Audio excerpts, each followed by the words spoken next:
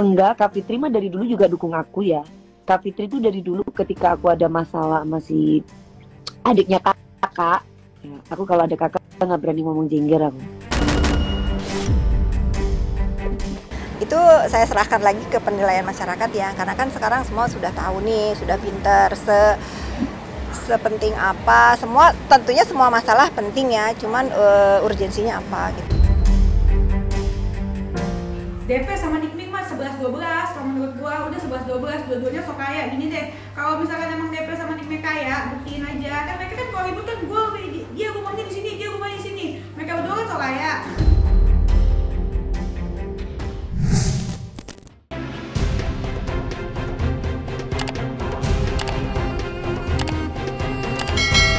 Cerita manis pertemanan Nikita Mirzani dengan Fitri Sahuteru kini menyisakan ampas yang pahit.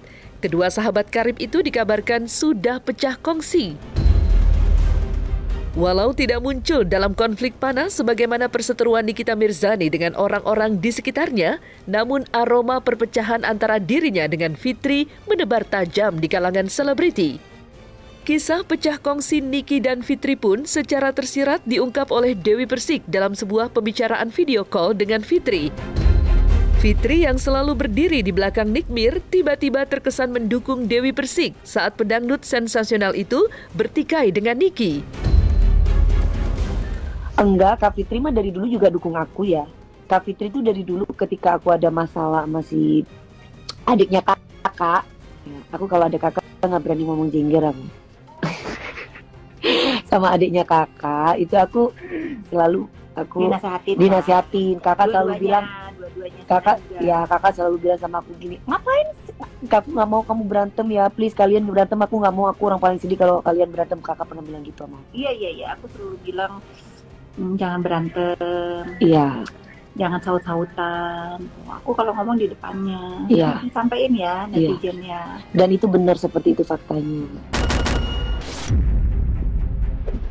Itu saya serahkan lagi ke penilaian masyarakat ya, karena kan sekarang semua sudah tahu nih, sudah pinter, sepenting apa, semua tentunya semua masalah penting ya, cuman urgensinya apa.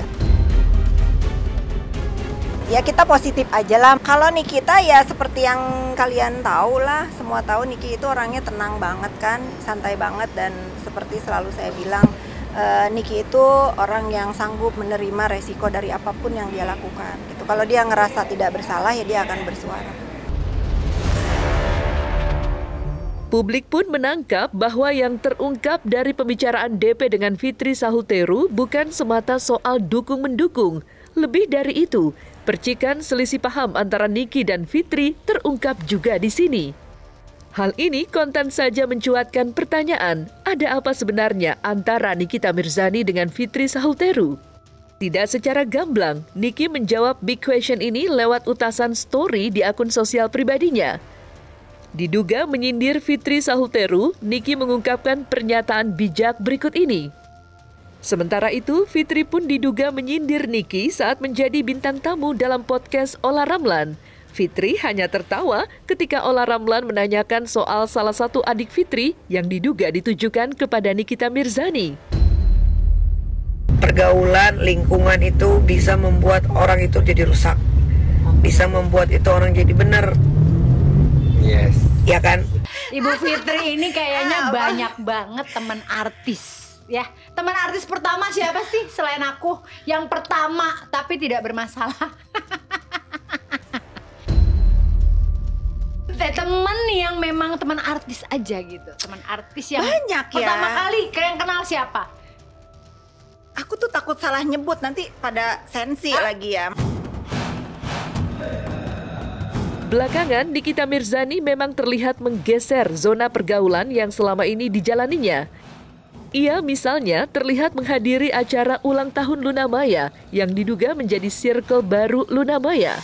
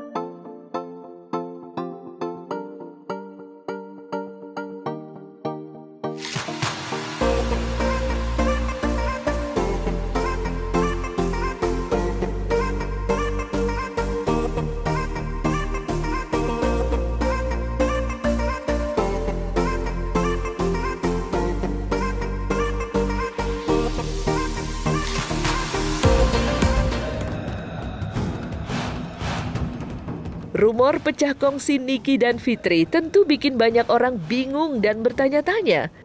Pasalnya, selama ini Niki sudah dianggap seperti adik angkat oleh Fitri Sahulteru. Keduanya kerap melewatkan waktu bersama, bahkan hingga liburan ke luar negeri. Tidak hanya berbagi suka, Fitri juga selalu hadir dan bahkan menjadi sandaran Nikita ketika ia menghadapi masalah. Fitri misalnya menjadi orang yang dipercaya Niki menjaga anak-anaknya ketika ia masuk penjara sebagai buntut perkelahian dengan 2 orang wanita di salah satu klub malam di Jakarta beberapa tahun silam. Tapi beberapa waktu belakangan, sikap heroik Fitri kepada Niki seperti memudar. Alih-alih turun tangan, Fitri bahkan terkesan balik badan ketika ditanya pendapatnya terkait masalah yang kembali menerpa Nikita Mirzani. Saya masih menganggap dua-duanya adik saya. Jadi kalau kalian ingin lebih tahu, jelasnya silahkan tanya sama Nikita. Support ya, nggak ada support apa-apa. Saya nggak berpihak. Saya terhadap keduanya masih menganggap mereka adik-adik saya. Saya nggak bisa bilang disayangkan atau apalah ya. Saya no comment. Selalu ada pelajaran baru dari apapun yang terjadi di hidup dia kan. Ya lagi-lagi mungkin ini pelajaran yang banyak harus diambil oleh Nikita. Apalagi dia mana mau komentarin urusan-urusan begini. Fakta bahwa Fitri sudah berjarak dengan Nikita Mirzani akhirnya dibuka oleh Dewi Persik saat bersih tegang dengan Nyai Nikita. Di sana, Fitri nyata-nyata mendukung Dewi Persik yang tak lain seteru Niki saat itu. Sikap Fitri bahkan berbanding terbalik 180 derajat dengan Denis Caryasta yang tidak begitu miring menimbang sikap Nikita Mirzani. Bahkan meskipun Nikmir pernah menghujatnya.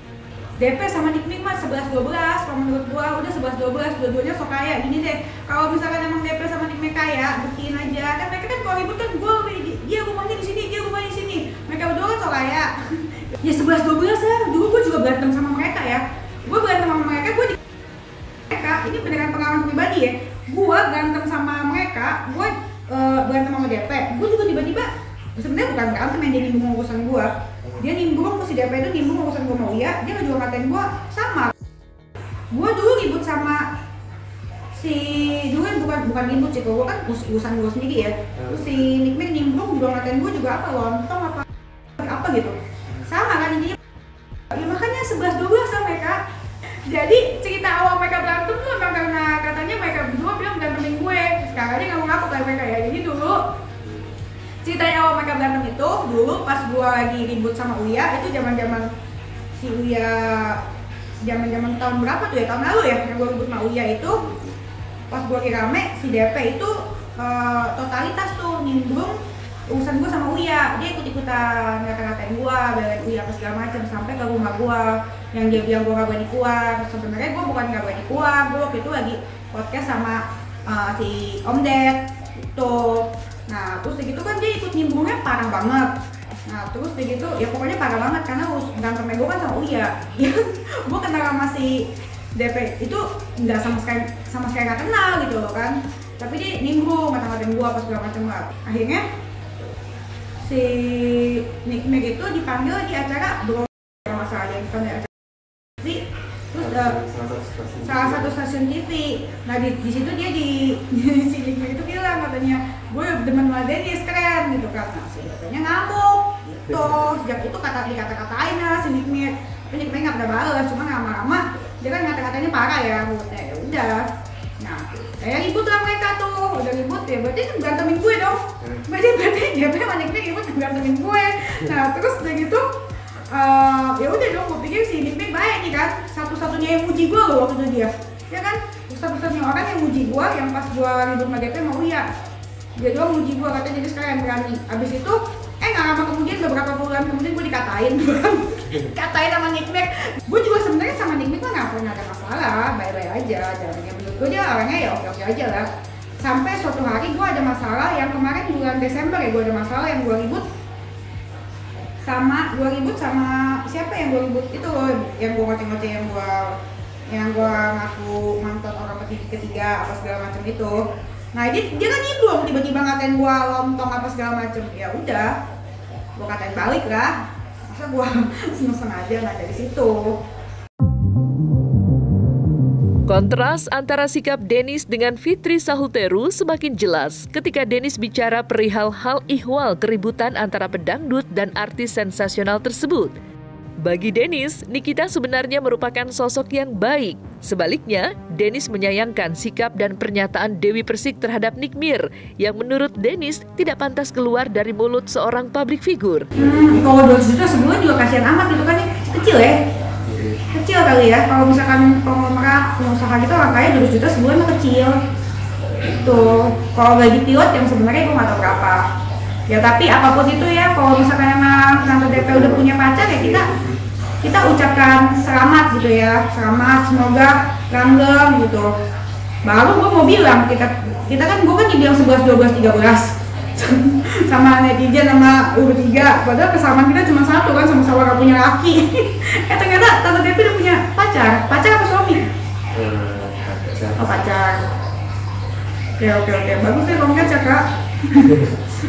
Kalau DP menurut gua kalau berantem itu emang menurut saya kadang-kadang ini ya terlalu kotor ya kalau pas yang berantem sama gua ya. Kalau masalah berantem itu si DP tuh lebih apa ya, menurut gua lebih kasar, terus itu kemana-mana gitu ya, agak gak nyambung juga, dan kadang-kadang menurut gua nggak lucu untuk ditonton orang gitu ya.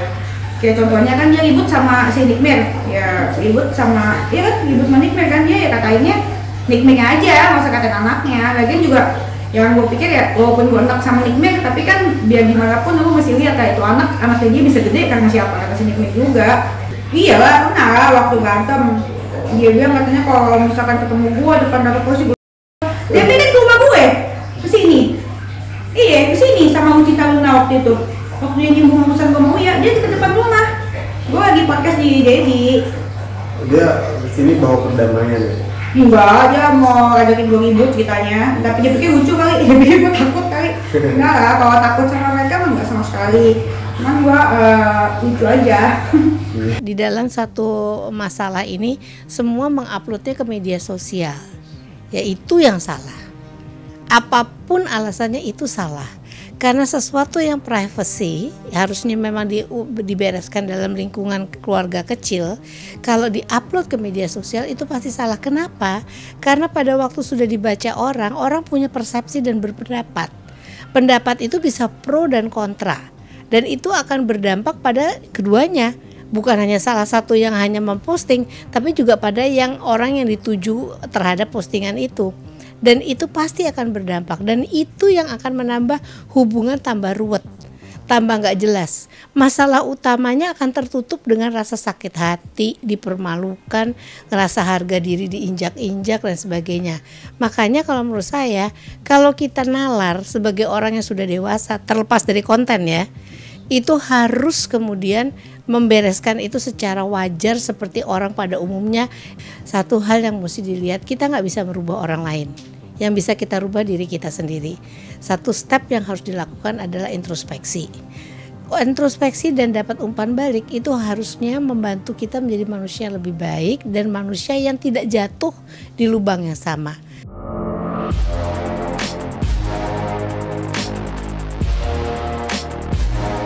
Nah, selesai sudah Cumi Lovers? Saksikan terus Cumi Camp In-Depth, kabar lengkap, mendalam, dan akurat dari narasumber terpercaya.